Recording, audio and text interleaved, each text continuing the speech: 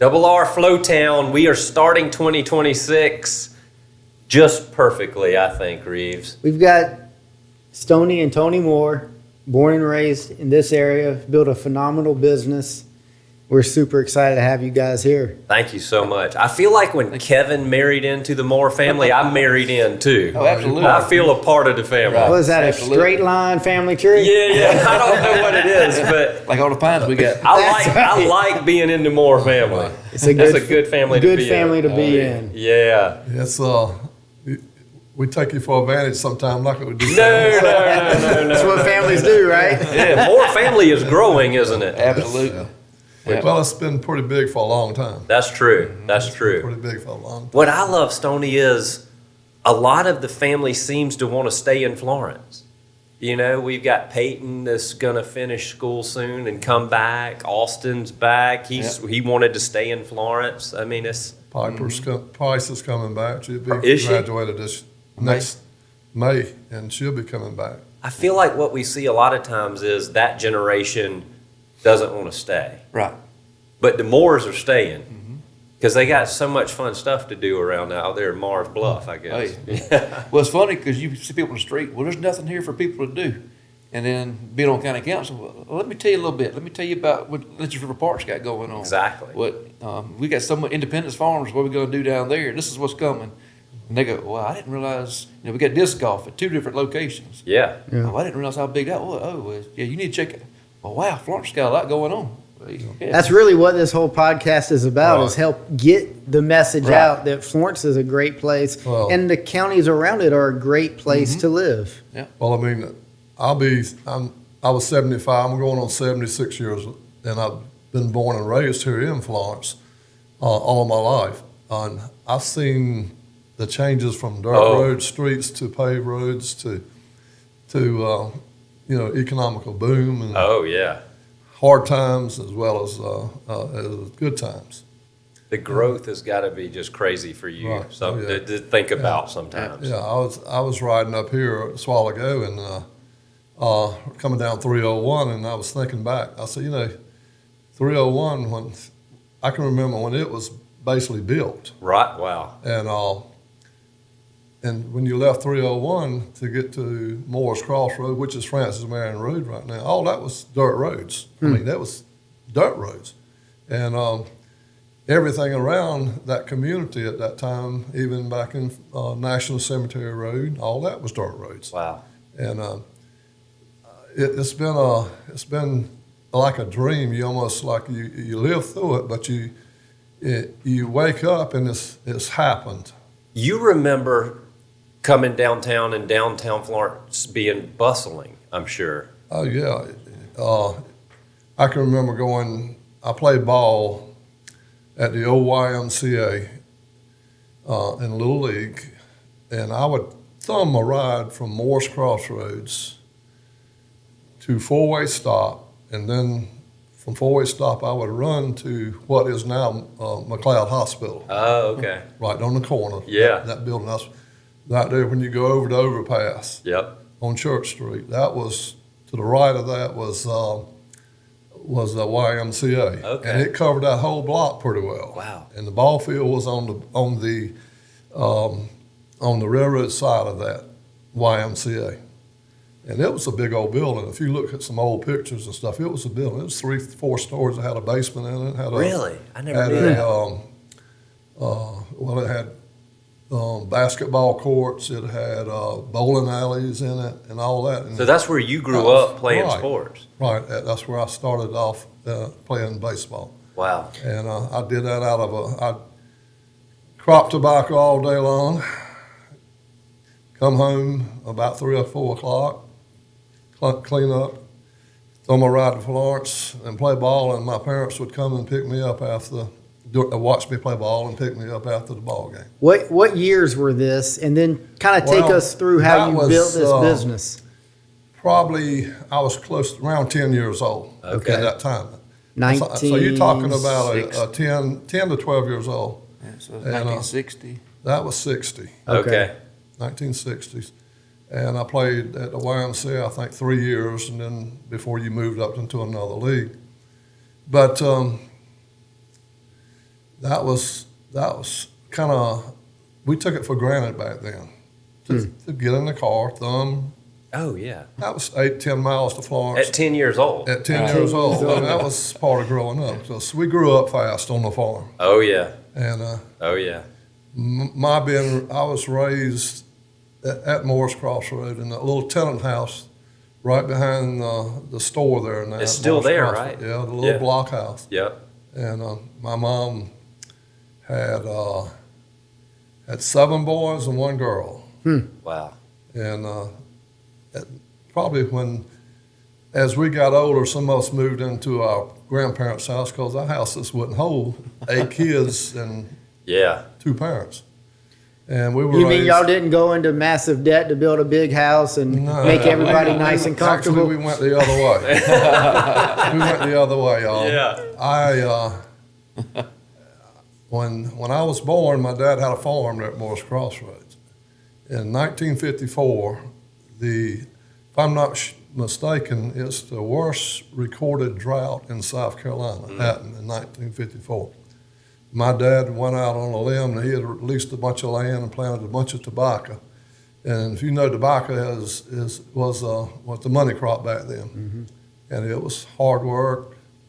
And he just didn't have, the farmers back then didn't have money to finance their planting and all that. So they usually went to the federal land banks and all that and got the loans to plant the crops, get it prepared, planted, and then harvest, they would pay their debts off and pay the interest off.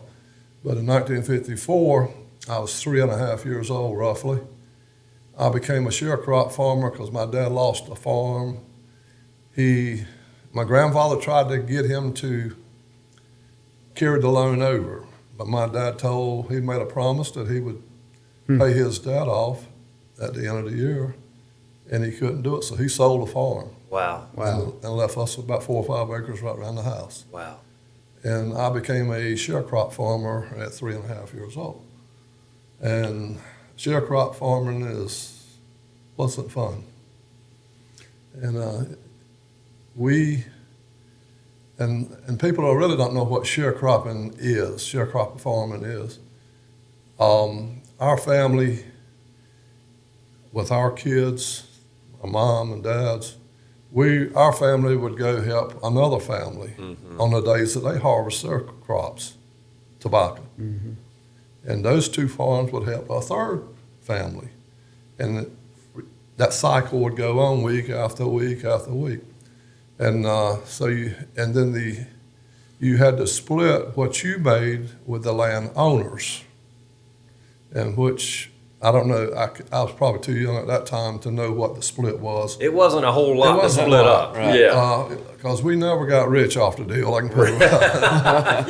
And but anyway, we did. And we always, and being a sharecrop farmer, being a sharecrop farmer, you had to work hard. You always had a job. I mean, when you got off school bus, you changed what most cases were old clothes to start with. And I had 6 brothers. So what we did is we wore clothes and then we handed them down to the next person because we couldn't afford to buy new clothes at that time. And so we come home, we change clothes, and we go to work. And we worked, and everybody had a job. Now, even at 4 or 5 years old, you had jobs. Wow. And then went right on until we got through high school, and I went off to college for a while, came back home, and even after I got married, I would go home and help my dad. After working 10 and 12 hours a day, we'd go home and help him in the afternoon to finish up with the tobacco and stuff at that time. Wow. And but we were poor, but we were rich in love. We depended on each other as a family, and I think that's one reason we stay together now. That It's our bond ingrained in was your family. ingrained in our family at that time because we all made a living. Not my dad didn't make a living, my mom didn't make a living. We made a living as a family. Wow.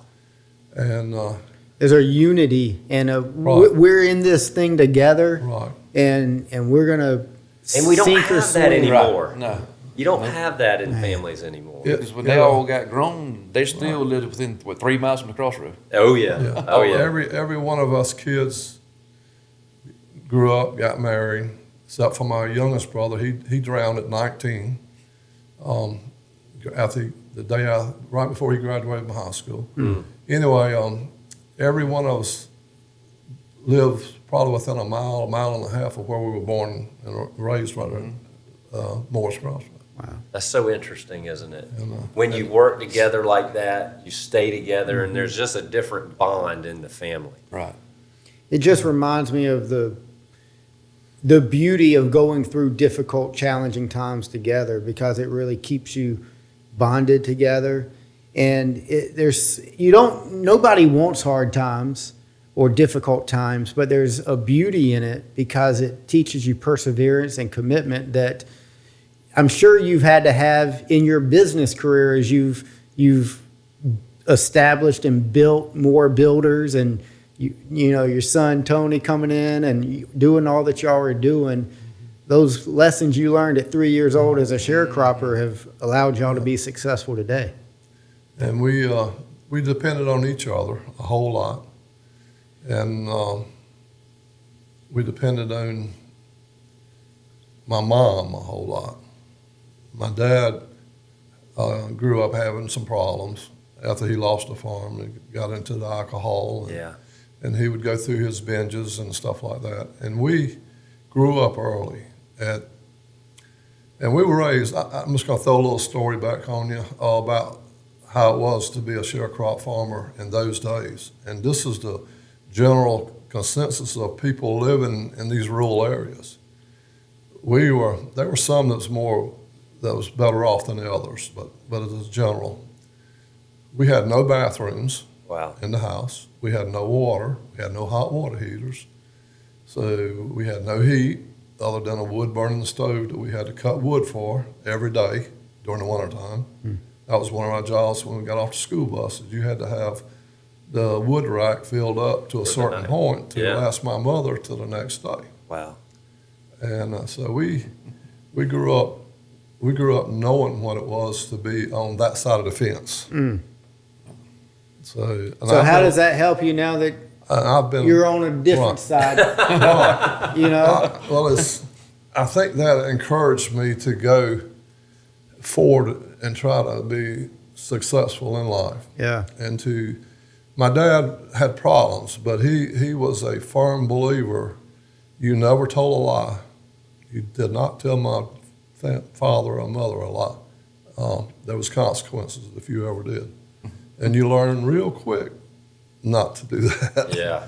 And that carried over to him. You learned real quick. Your backside can testify. And I think that was instilled in me, and I still right on to my children, and hopefully to my grandkids. Yeah. And I have spanked my grandkids before. That's good. Yeah. But not to hurt them, but to discipline them. Yeah, to love them. And love them. And God says that if you love your children, you will discipline them. That's right. Yeah. And we were raised by a God-fearing mother that loved us extremely. She was an angel, I think. Oh, man. Absolutely. Did you ever get to meet her? I did. Oh, yeah. And how she did what she did with what she had. She was tough. Unbelievable. Yes. Unbelievable. That she would wash all our clothes by hand. Now, we didn't have the best clothes, but we had clean clothes at all times. Wow. Tony, what was it like for you growing up and then seeing your dad build business and you guys going in business together? Oh, I didn't want to do this. I did it from probably the time I could really, the summer before my 6th grade year, he said, all right, you've been coming to work with me, playing, picking up nails and sand piles. This summer, you working. Okay. And that was the start of it. I came to him, it was probably 7th grade. Me and my cousin had 2 little girlfriends, and my aunt, his sister, was going to take off work on a Thursday and take us to the beach for the day. And we're going to picnic and just go play on the beach. I went to him, I said, Daddy, I have to take off work tomorrow. I'm 12, 13 years old. And Aunt Carolyn, your sister's going to take us to the beach for the day. And I'd never forget, he was sitting in his office in our house and figuring out the house plans. And he picked his head up and looked at me, the pen in his hand. He said, "What's tomorrow, son?" I said, "Thursday." He said, "We work on Thursdays. You can go Friday if you want to. We work 4 10, so you can go on Friday." I said, "Well, Caroline, she can't get off Friday. She can take off Thursday." He said, "Well, then you're not going." And he went back to figuring and never looked back up. And I stood for a minute waiting. And he went on back. You can laugh now. Yeah. And But he instilled the work ethic in there Tony. wasn't no ifs, ands, or buts. Yeah, Right. Tony didn't get it handed on a silver No. platter. You have worked Right. too, Yeah. which now you look back and you. Oh, it laugh. was, yeah, because I mean, he had me framing a house. He said, "This year, you're framing this house for summer. Spring and break, we dug the foundation. So when summer got out, my job was to frame it." He said, "You're going to do it wrong?" He said, "Because you're the gopher. You're toting the wood." He said, "But you're going to be reading the plans. You're going to be doing the framing. And when I come check on you what's wrong," he said, "I'm going to chew you out for it, but you're going to learn." And I learned a lot. I learned a lot of learning. Yeah. It's paying dividends now. Well, Yeah. that's the point. That was a good point about him being raised with me as a contractor and him going forward into being a contractor. Is he learned it from the ground up. Yes. He learned the part of framing. He learned the part of trimming. He learned the part of building cabinets. At that point, we were doing all of it. We customized everything we did. And then we would have as many as sometimes as 13 custom homes. I'm talking about some of them 6,000 feet. Wow. And going on at one time with no computers, no cell phones. I mean, this strictly done on the phone at night when we got home with a contract and subs and basically having to go meet people to go over the plans, go over what they wanted. And I never took a note in the house. I'd go through, I've had Dennis's wife walking through the houses and saying, "Well, we want chair rail here, we want to build custom cabinets over here, we want bookshelves on this wall in a study and false beams in the ceilings and da-da-da." And she said, "You not writing anything down?" I said, "No." She said, "Well, how you know what, going to remember what I'm telling you?" I said, "You're telling me." You saw it in your head. Right. When, yeah. And when I walked in that room, I knew I pictured the cabinets there. I pictured the beams overhead and whatever she wanted. And she said, "Well, I just can't believe it." She said, "And you also building so-and-so's house and so-and-so's house?" I said, "Yeah." And she said, "You don't write their stuff down either?" I said, "No, it's you telling me, and it's all instilled in my head." Wow. Right. Yeah. And so it That's a went from lot. that point on. And at that time, you could I could multitask. Oh yeah. That's neat. My dad gave me a book 2 weeks ago to read. It's about the guy who built scout boats, which from Charleston, South Carolina. Yeah.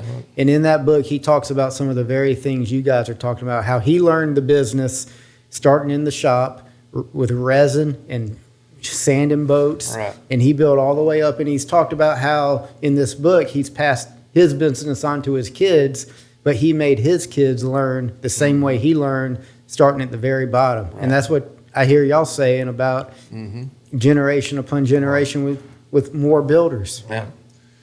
And just another little thing that helped me through, got me through the hard times and then into the better times was my church, Okay.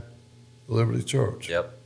And it's a lot of people don't know the history out in Mars Bluff, but Mars Bluff existed well before Florence ever was a dream, Wow.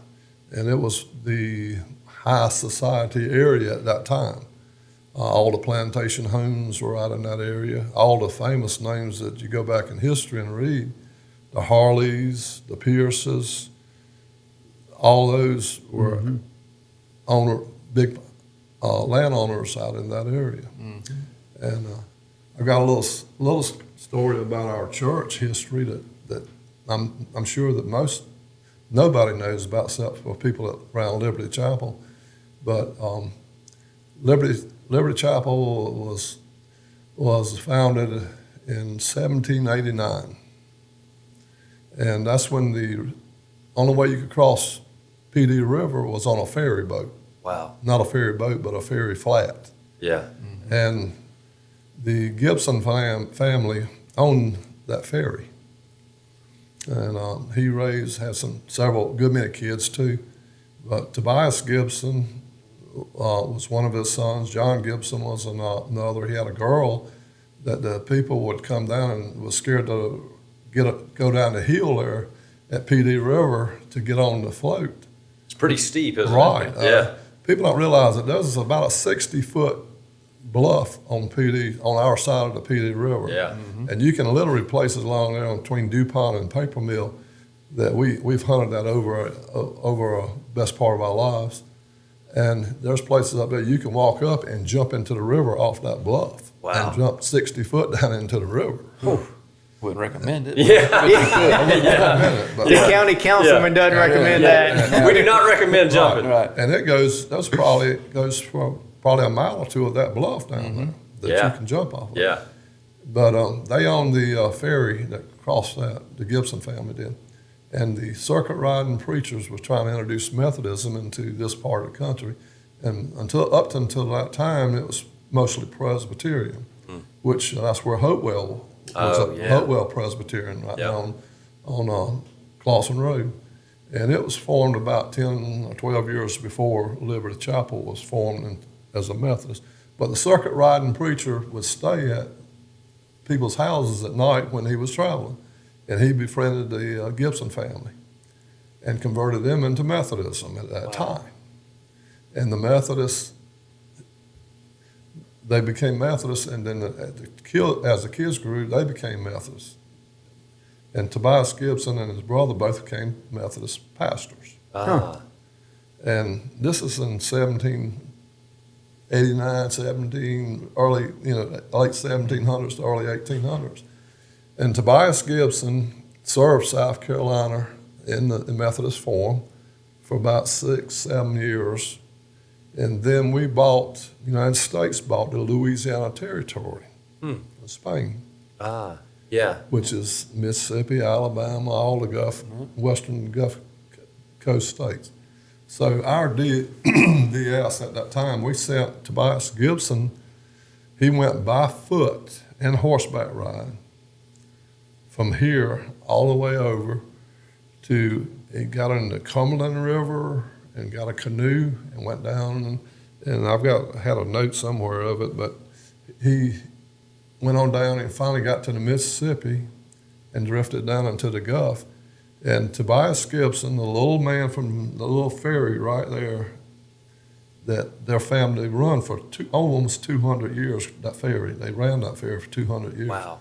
And he is the founder of Methodism in all the southern states. Right They from got Mars statues Bluff. of him down there.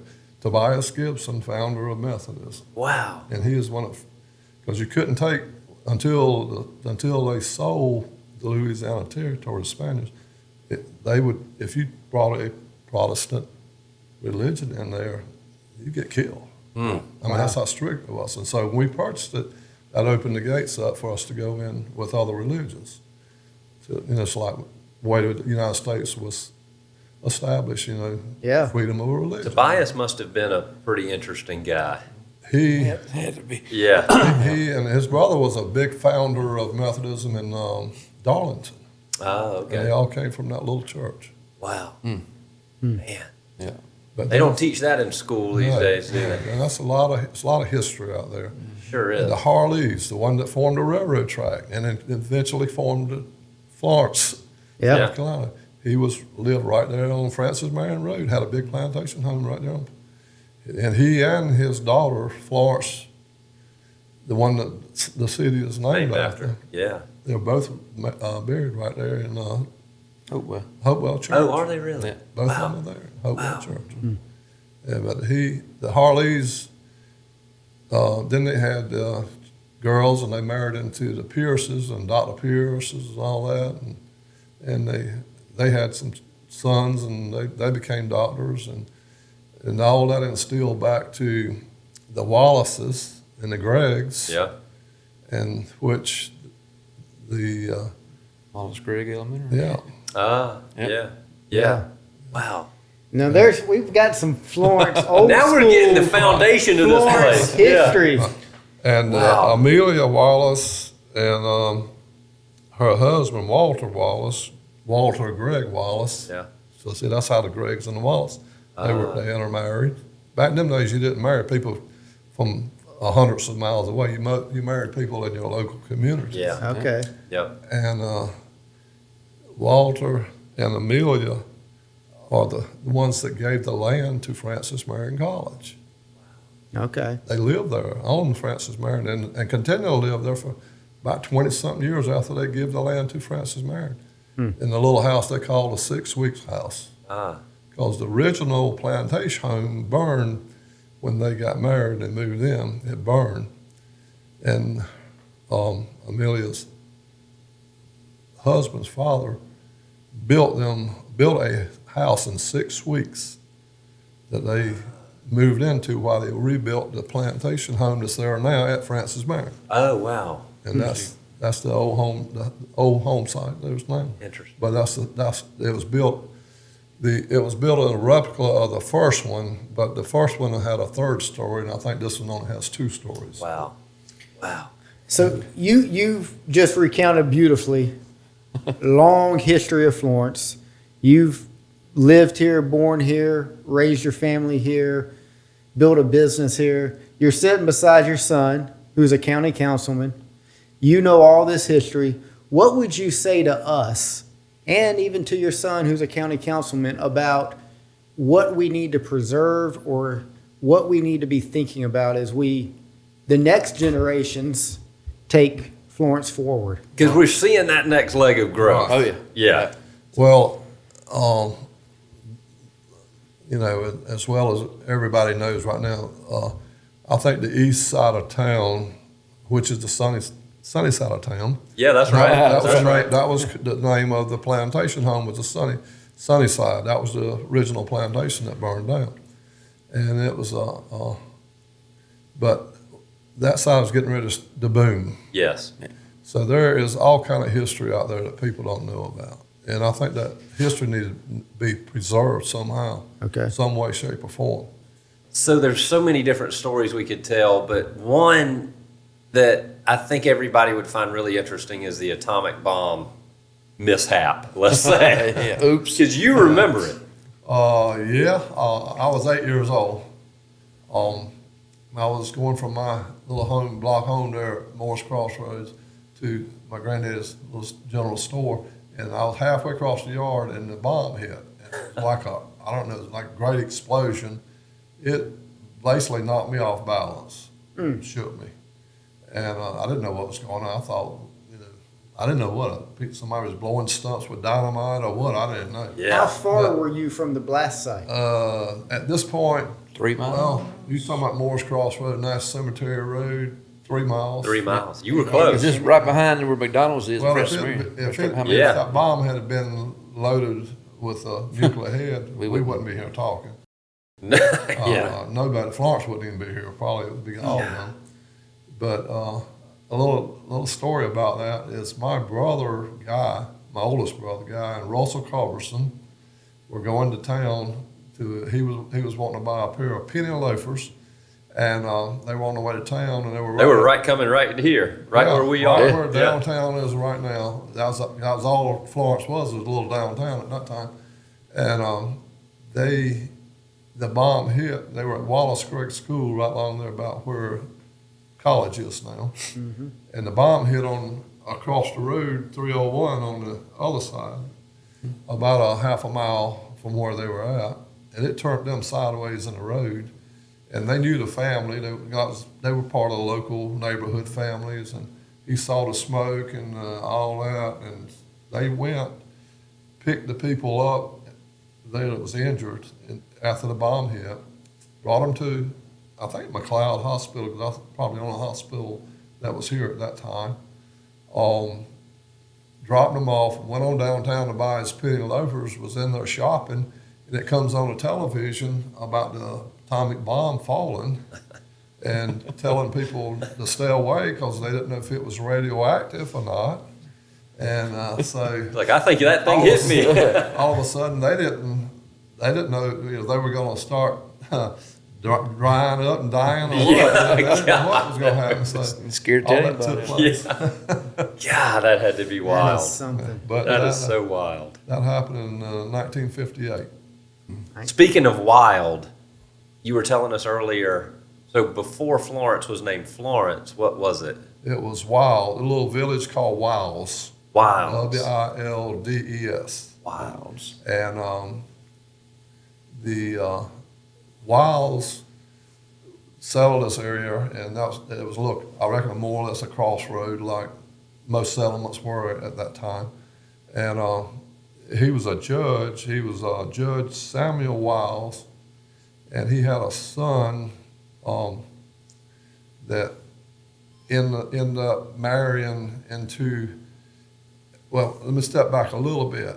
Right where the Francis Marion Ball Stadium is now, the whole new stadium. athletic complex, there was a huge general store there. I mean, it was a drawing center for the whole community. Wow. People went there on Sundays and all that, and just hung out and got supplies, and cotton, gins, and this type thing. All of this was in that area. It was a big old area, and the Wiles which was now Florence, his son went to work there at that general store, and became friends with his name was Eli Gregg. And he owned the store. He wanted to come here and built the store up and the community up. And this was back in the 1700s. Wow. I mean, the 1700s. And he started working with him, and him and the guy's daughter fell in love. They married, and the Wiles Wallace and his wife were the mother and father of Amelia Wallace and Walter Wallace, which is the Wallaces that gave the land to Francis Marion. That's now Francis Marion College University. Wow. And all that stemmed back from the little Wiles community here to them. But I feel like we need to use those names more, like Sunnyside. Yeah. I know we've talked before about naming a development Sunnyside over that way. And that was the name of the plantation there. The original plantation was Sunnyside. Sunnyside, Wilds. Wiles Wallace. I feel like when people learn the history of Florence, it makes you feel more attached to where you live. Mm-hmm. And I don't know why we've never heard all of these. But people riding down the road right now, and they ride down the road and there's a woods there. They don't realize that 100 years ago or 200 years ago, there was a home or a plantation. Somebody grew up. Where I was raised at Morris Crossroads was Dr. Pierce's home. Dr. Pierce. Yeah. He had a plantation home there that burned down, and I'm not sure what year that was, but we moved up here in the 40s. My dad did, from Lake City, Morris Crossroad in Lake City to Florence, and we settled in another farm. They sold it and then moved to Morris Crossroad, where Morris Crossroad is now, which is Francis Marion Road and Nash Cemetery Road intersect. And they bought that farm, and we lived there. But the site that my dad's house was on is Dr. Pierce's old home site, and it burned. And when I was a young man, before I was even married, I got my dad he had cut that out into some lots, a little 4 or 5 acres there for our children. He actually let me build a duplex apartment building there. Really? That I wanted to start investing in apartment building and construction. And I dug up old medicine bottles and everything out of the ground when I was digging. I've got one on my windowsill right now, my wife's house, that I dug up before I was ever married. Wow. Out of that yard right there. You've been able to buy back a lot of the farmland that maybe was his before? Yeah. A lot. Some of it I have. Some of it I have not. I bought some more land that I was raised on. Yeah. I walked on. I've walked about every square foot of that land and that mile or two radius around Morris Crossroads. Yeah. And I've been lucky enough to get some of that back. That's awesome. That's awesome.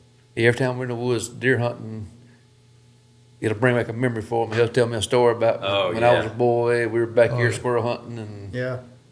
You pretty much bought back everything you could around there. I've been blessed. Yeah. At that point.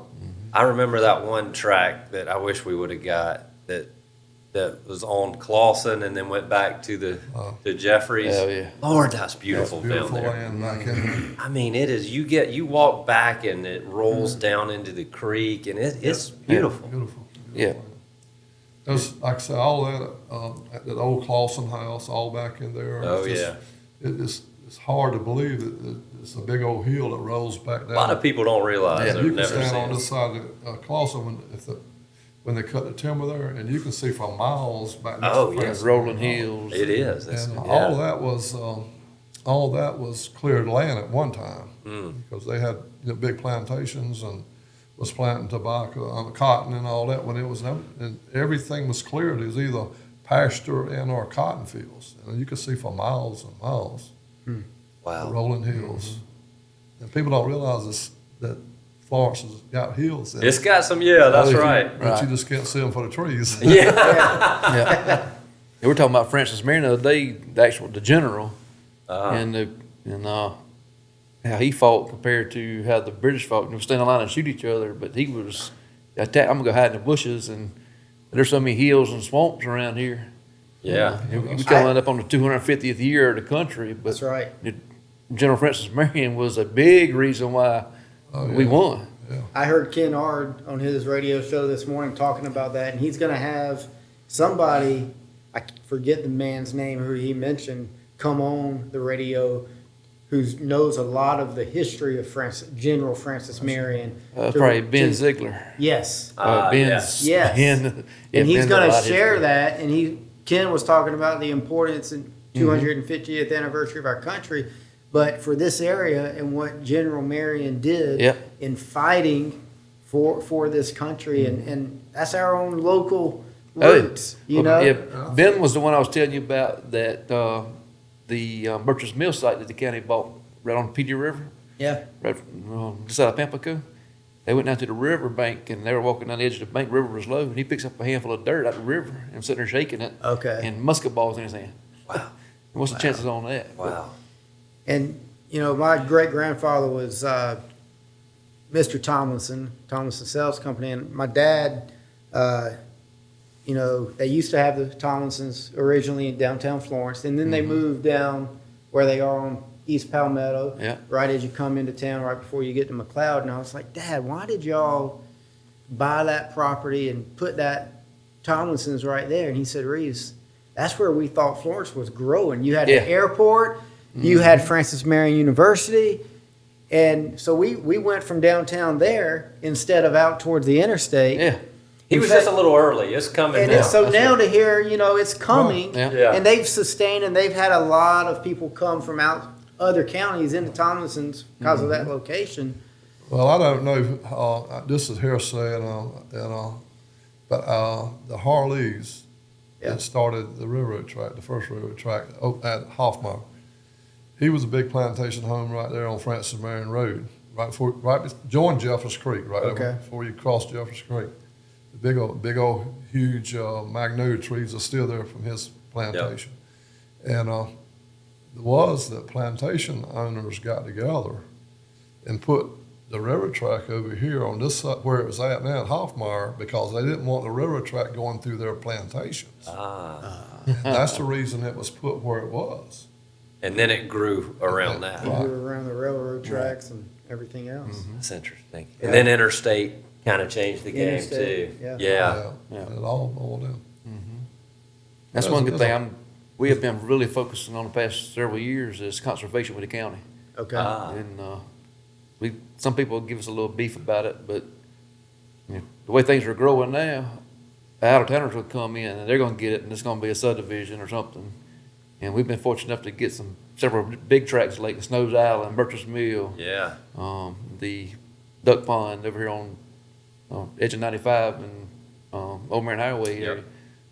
But it's all going to a conservation, so it's going to be conservation. That's great. Yeah, and we want to see the growth, but we also want to build a history and heritage of the We conservation. want to preserve certain areas. Absolutely. Definitely. Yeah. Yeah. Well, one little thing, more item about history. A lot of people don't realize that the PD River, for almost 200 years, the only way you could go to Marion was on a ferry. Yeah. And then in 1923, they built a toll bridge, and of course that closed the ferry down. And you could pay a toll and go to Marion and onto that side of North Carolina that was in 1923. And the parts of the old toll bridge are still, the cement columns are still in PD River right Really? now on both sides. They had one, I think the original one had a big cement column in the middle and one on each side. They expanded the river. Undoubtedly, they took the one out in the middle because I was raised on that river and I never saw anything in the middle of the river.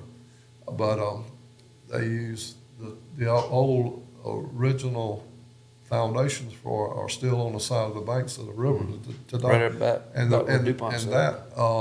the road to Marion went right straight through DuPont, where Okay. DuPont plant's at now. Oh, yeah. That's why when you get to the stoplight there, before you get to where DuPont and 301 is, the old road veered off to the right and went to DuPont.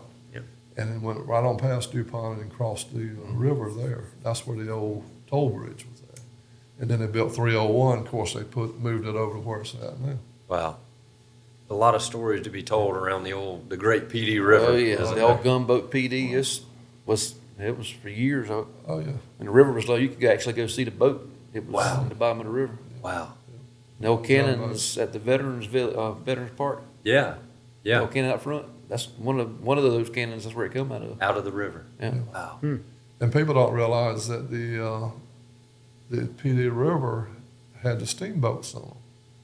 For transportation. That was before railroads. That was the major transport of all the crops. Was Yeah. the PD River on steamboats, and one of the major places they went to was Cheraw. Yeah. They had a big old loading dock in Cheraw, and all the tobacco and all the farming crops and all that was sent From down Georgetown all the way PD up. River To to Cheraw. Georgetown to Charleston. To Charleston. Yeah. That's what I think. There's 5 rivers that dump into Winyah Bay in Yeah. Georgetown, Yeah. and you can get anywhere Yeah, up, yep. up in. That's right. Yeah. Yeah, it's nuts. Yeah. Yeah. Yep. Well, it's so interesting to look back, and now we're about to see that area grow. We're about to see Florence, Marion, all the way to the beach pretty much connect. Right. It's like you said earlier, it's really already happened. Yeah, it's already started. Yeah. Yeah. Before we finish, and this has been just phenomenal. Thank you for coming. Yeah. Thank you, guys. Tony, you are a county councilman. Been serving for how many years now on county? 5. 5 Has it been years. 5? Yep. Actually, yeah. 40. Yeah.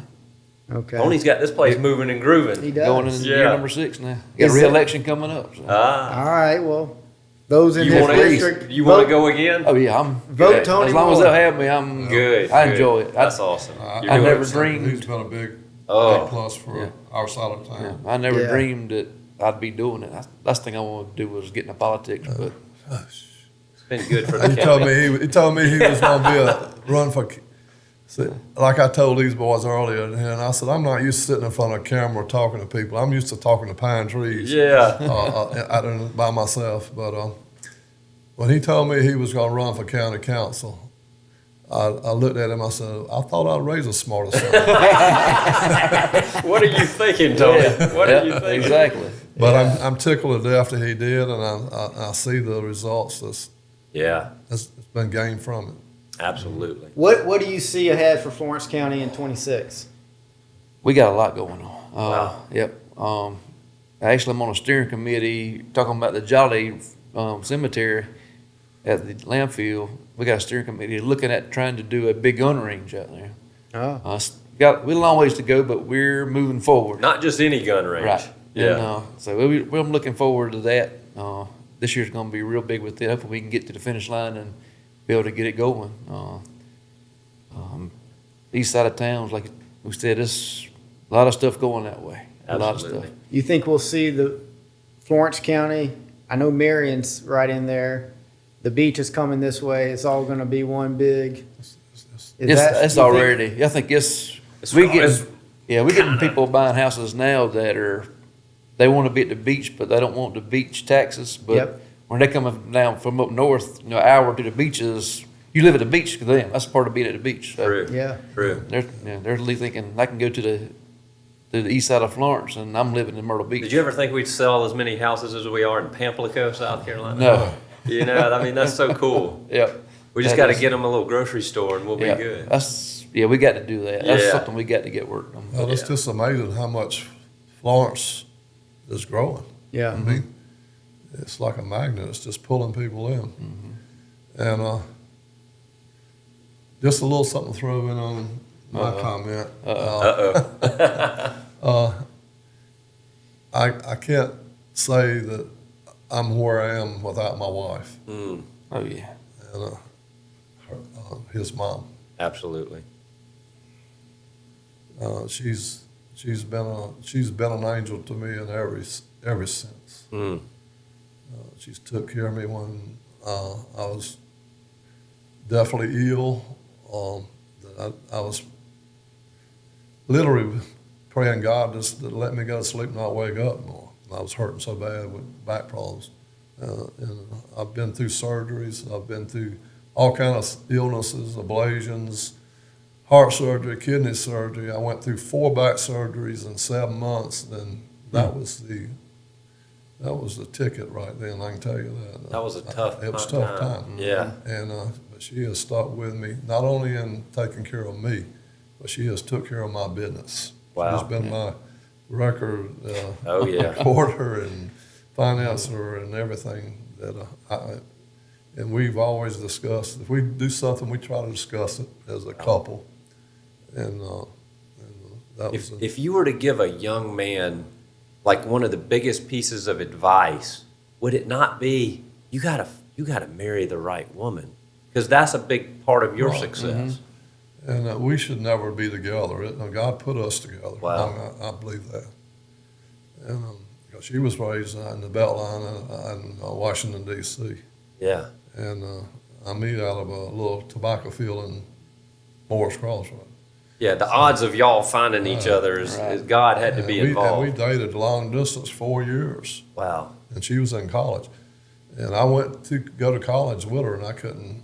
Of course, we didn't have any money, and nobody could. I had to do my own financing, and I was working more than I was and going to school, and so I saw more of her when I was home than I did when I was there.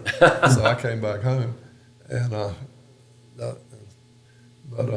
and we lived, and she's been through with me. We lived in a little 2-bedroom trailer when he was born, and my daughter was born, and until I built my first house.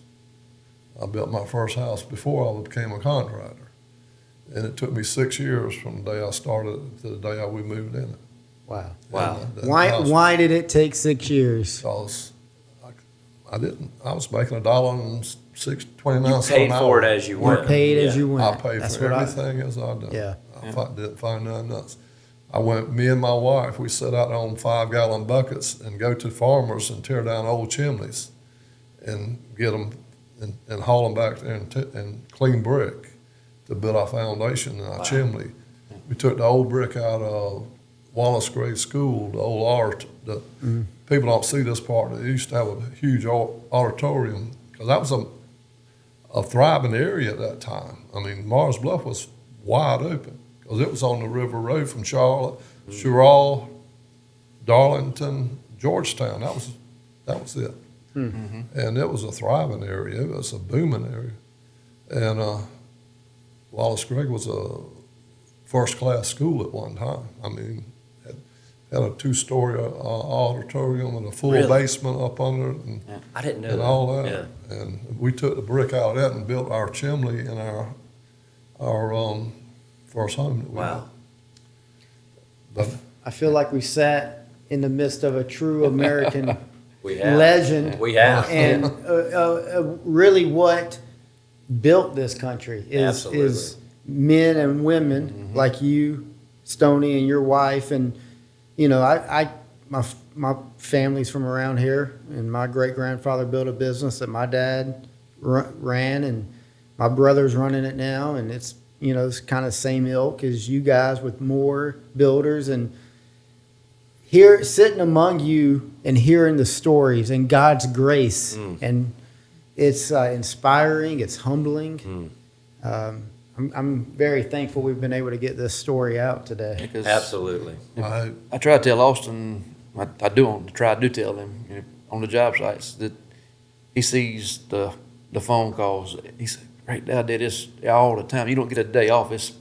And I told him, I said, you know, growing up with him, and I'll try to instill into Austin, you put family, faith, and then work. That's right. Yeah. And if you do it the other way, then And it's a hard balance sometimes. Oh, yeah. It's It a is. hard It balance. is. It's tough. yeah. But you better walk that line. And Yes. Like you said, put God first, your family second, and then work third. And marry the right woman. yeah, Marry the white Yeah. woman. Yeah. And Be the right man. True. Be True. the right man, That's you'll right. have the right woman. That's true. yeah, Yeah. that's right. And one more little item is I didn't even want my son to be a builder because I didn't knew want what hours You I had know. to put in Yeah. and time. I would go to work, and at that time I was doing all the framing. Every house I built, every house that we built. Charles would do the trim work. Yep. I would do all the business work, all the plans, meet the people, basically every aspect of the business I did. Charles would do all the callbacks, you know, and touch-ups. And I'm still licensed, and I've been licensed since I came home a week before my daughter was born and told my wife that I was going to quit my job working as a laborer, and I won't call her name. Well, Robert Lewis is who I was working Oh, yeah. at that time. And she said, "Well, what are you going to do?" And I said, "Well, I've worked since the day I was big enough to walk. And as long as I'm willing to work, God will find me something to do." Wow. And it's been 50-something years now since I took that step of faith. That's right. And At some point, you got to take that leap. right. And it's hard to do, but you got to trust in it. And you could have never taken that leap, and your whole life would have looked a lot different. And nowadays, since he's a builder, I worry about him because the hours he puts in. Yeah. And people don't realize that a builder, it's not a 8 to 5 job. It's Right. I've been called on Christmas Day, Thanksgiving Day. I've been looked up at the beach, and people come saw me at the beach. Me laid out on the beach on my vacation, and I would only take 1 week a year, Yeah. and they would come find me on the beach, talk about a house.